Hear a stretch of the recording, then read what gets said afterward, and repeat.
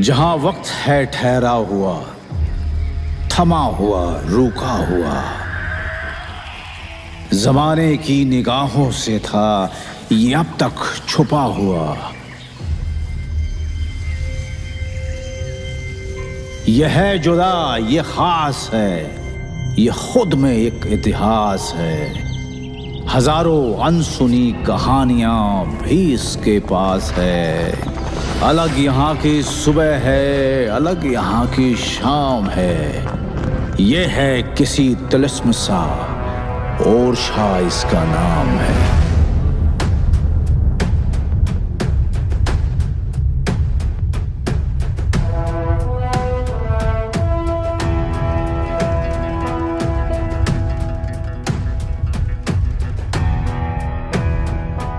ओरछा राजपूत राजाओं की आन बान और शान का प्रतीक। ओरछा अपनी रानी की आस्था, तपस्या और भक्ति का एकमात्र गवाह। कहते हैं एक बार ओरछा की रानी भगवान राम को ओरछा लाना चाहती थी। रानी ने अयोध्या जाकर सरयू के तट पर कठोर तपस्या की।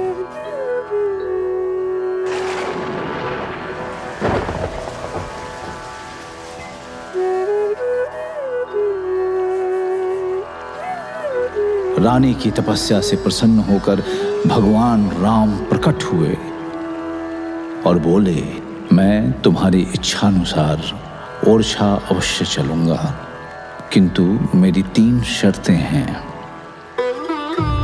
पहली, मैं केवल पुष्य नक्षत्र में जाऊंगा। दूसरी, ओरछा पहुंचने पर वहां का राजा मैं होऊंगा।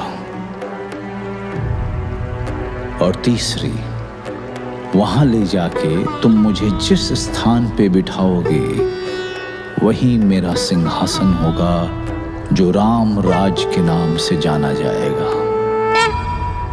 रानी ने भगवान की 3 शर्तें मान ली।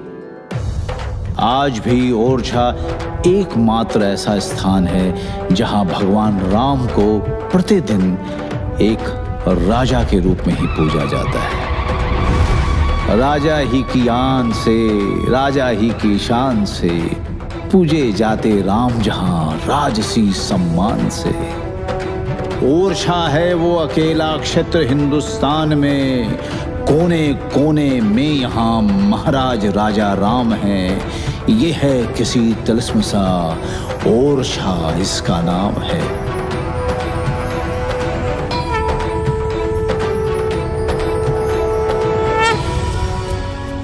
ओरछा आसमान को छूती ये छतरियां पहरेदार सी दिखती हैं। आज भी अपने महान राजाओं की याद में खोई हुई सी लगती हैं।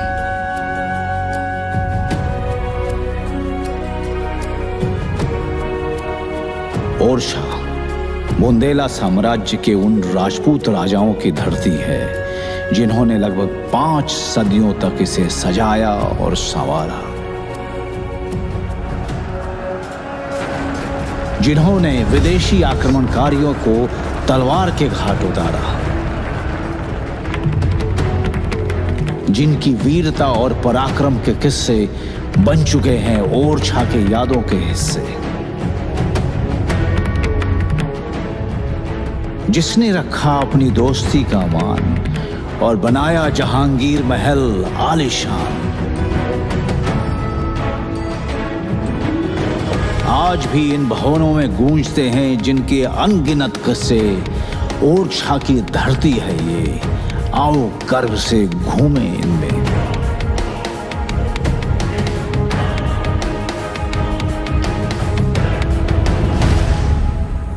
ओरछा की संस्कृति सर्वधर्म संभाव वाली गंगा जमनी तहजीब की बेमिसाल बानगी रही है। यहाँ के शाही परिवारों ने हमेशा कला, संगीत और नृत्य को भरपूर संरक्षण दिया। आज भी भारतीय संगीत के लिए मशहूर ग्वालियर और मैहर घराने इस परंपरा की जिंदा मिसालें हैं।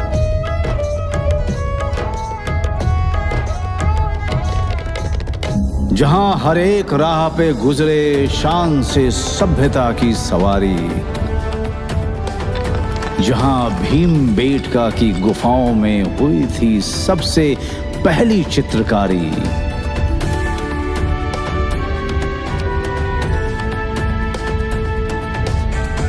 जहां सांची स्तूप हमें देते हैं आज भी बुद्ध का ज्ञान, जहां खजुराहो के मंदिर हैं, जहां हर धर्म का सम्मान,